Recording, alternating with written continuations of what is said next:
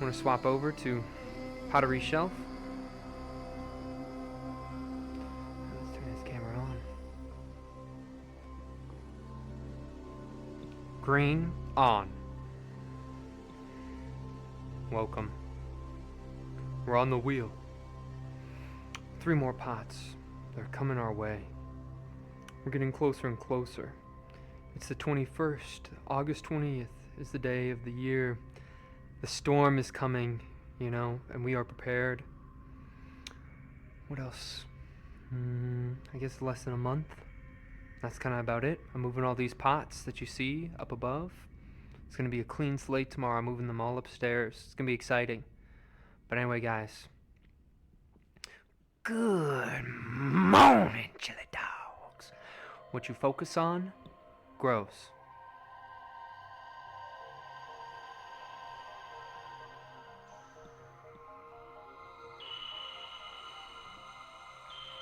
Feed them horses. Alright. Green, off.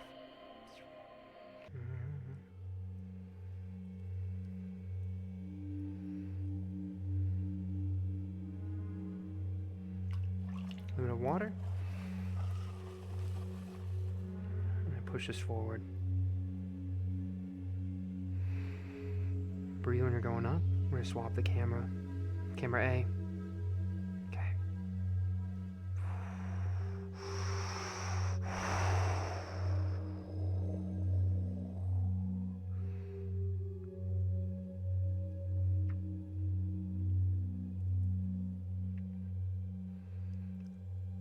I think it would still be related to clay.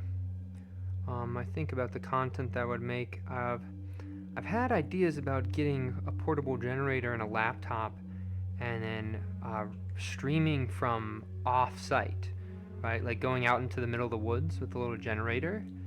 Maybe it's in the middle of the night or something and I just set up somewhere and I throw in the middle of the night, actually in a space, rather than the complete opposition to the green screen. I place me wherever, right? Swap over. Camera B. Again, I grab my knuckle and I'm slowly projecting this clay straight in until it hits my finger, and I'm moving with the clay, right? I'm not trying to squeeze, I'm just trying to shift. And maybe that's a good word. It's like a shift. I'm shifting that bottom part in. If you squeeze, it's going to become too thin down there, so you want to be kind of chill. And project that up just a little bit.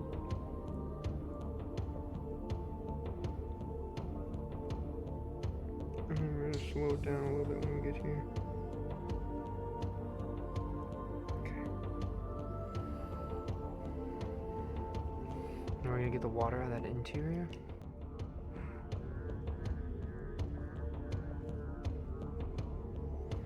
I kind of messed up that last one a little bit, so I'm going to make sure we spend some more time there. I'm going to rip through, but that's okay.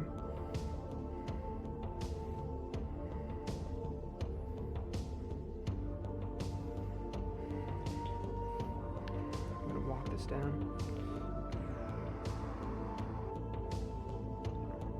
Some pressure in that middle there.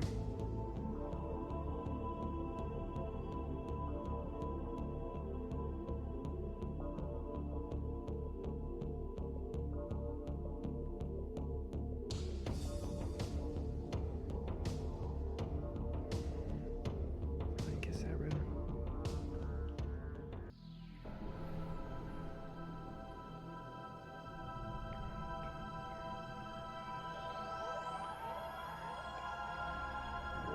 So we have 10. We're able to get a 5 pedal right here. So there we go, 5 pedal on the bottom.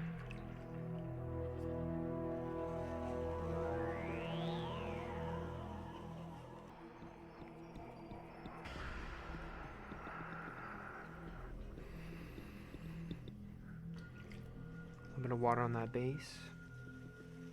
Make sure there's no undercut. As soon as there's no undercut, you can start pushing with that left hand.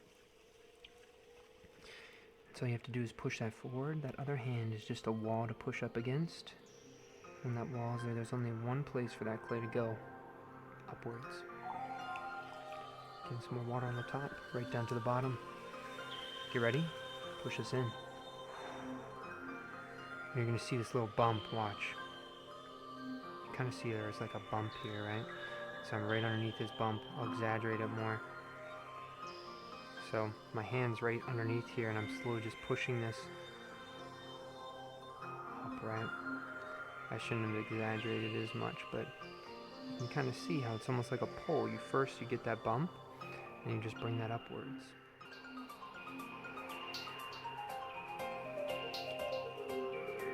Get a little bit of clay on that bottom. If it's just a slop here, cut it off. We don't even need it. Again, push down. Walk that right fist back. Bring that off-center clay out to the side. As long as this is sturdy, it's gonna get right on center there. You're gonna get ready. You're gonna slowly lower your 2 thumbs in. Check for those rabbits. No rabbits.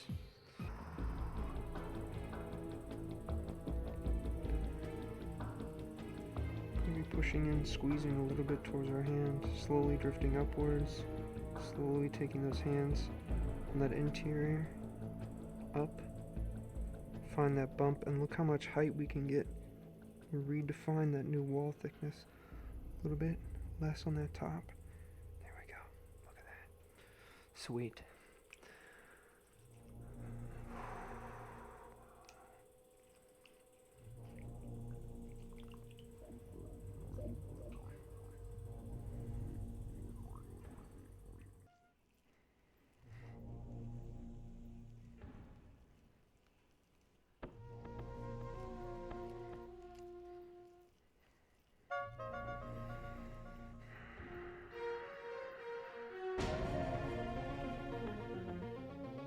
Hold that top rim, guys.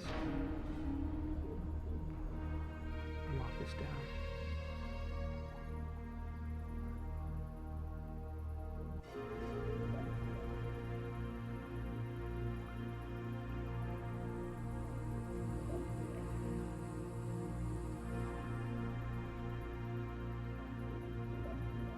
Slowly bring out the skirt here.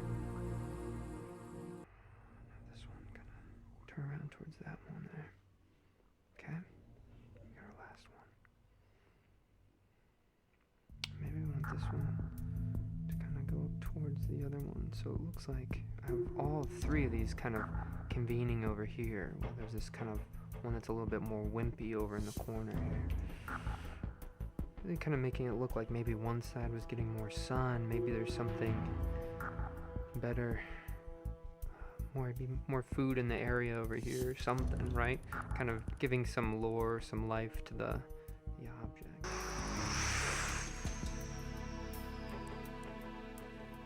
Tilt this over. Bring this down. Lower that right hand down and walk that right back up to that left hand. Take some water. Project that hand over top. Have the other hand there. Get ready. When you push in, you see how you project that back up, right? Take a breath. We're gonna swap over to camera C. Take your hand over top. Project that down. Look at our left hand. Left hand's always on the left side. Never breaking my wrist, right? I'm always keeping my wrist in line off to the side here. Pushing down. When I get to the bottom, I'm going to notice that there's some off-center clay out in this middle. Take your fist. You're going to try to push down, rest into a couch, right? You sit in the couch and then you relax into it. Relax into it. Bring that fist all the way out to the side. As long as this isn't moving, that clay's being brought out to the side here, coming out, around, right into this palm. So as long as this is stiff, you're going to be right on center. What's up, guys? We've had some good volcanoes today, but we got one more to go. Let's do it. See you guys in a second. Camera B.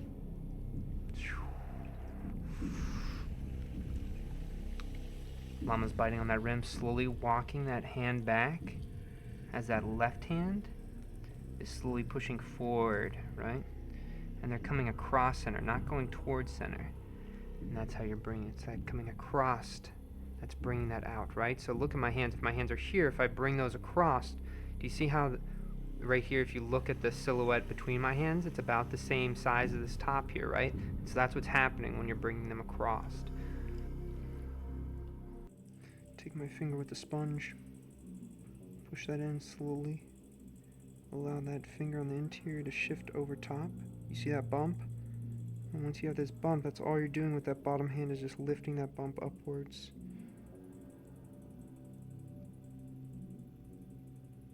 With that pressure coming across, and really imagine you're lifting a baby bird back into its nest. Take a breath. There you go.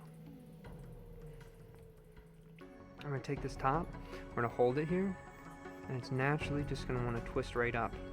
There you go. And you're going to take some water on this top here.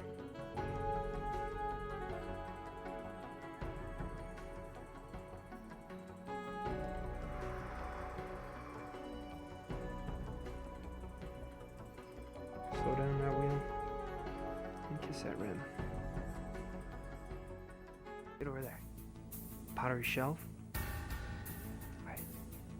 So imagine you didn't see me. Where's the pottery demon? Where's he at? Green on. Here we are. Back again with another pottery review. Let's get it.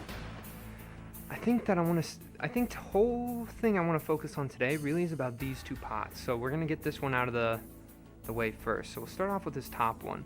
This top one, you know, just a typical, you know, tree form. Kind of nice in that middle, nothing too fancy. And I have 3 tendrils convening over to one side here. These are a cut tendril, while the ones below are the petals, right? So let's talk more about the petals here, right? And so even, I would say that these two pots are in the same family, and hopefully you can understand what I mean by that and how different they look than to the one up here, right? And so if I'm looking at these ones, you know, which one do I think looks a little bit better? I would say that I like that this one goes out a little bit wider, right? So look, let's start with the top, the tree tops here. This one didn't go out as wide, so it's a little bit more narrow. There's less contrast in the silhouette there, right? And what I mean by contrast is that kind of that width to narrow, that adds contrast to the form, right? And so I think the contrast of the form is not as nice here as it is on this one, because it goes out a little bit wider on the top. I also think this one's a little bit more uniform on the top than this one, right? But what does this one have going for it that this one doesn't is I think the petals were a lot nicer. When I was making the petals, these ones just ended up being a perfect even 10. I got 5 on there. I had a little bit of a buffer too. You can see there's a little bit more distance between the trunk and the petals than this one over here. They almost are kind of drifting out right on top of it, right? And so those are some of the key differences between these is I like these moments, and you can see they, even though they're in the same family, they talk about certain elements of the form differently, right? And that's why it's important for me to make multiples of them, right? When I start examining what I produce as a rarity, right? Say I make 100 pots, you know, maybe 2 out of the 100 would turn out like these ones, but what's the difference between them? They're not going to look exactly the same, right? And so what does that 2% look like, right? Or, you know, sometimes I always say about ones that are more mundane, you know, that's like the 50% will turn out like that, right? There's not a lot of information, or there's more variables in that, I would say, than in other ones where there's not as much information. That's kind of what I meant. And so it's kind of fun when you make those 1% pots, right? When you're looking at them like, wow, there's so much potential, right, that I can still elaborate on. And that's why multiples, I think, is so powerful. But anyway, guys, thank you so much for watching. All the best, strong mentality. Let's wheel. Within a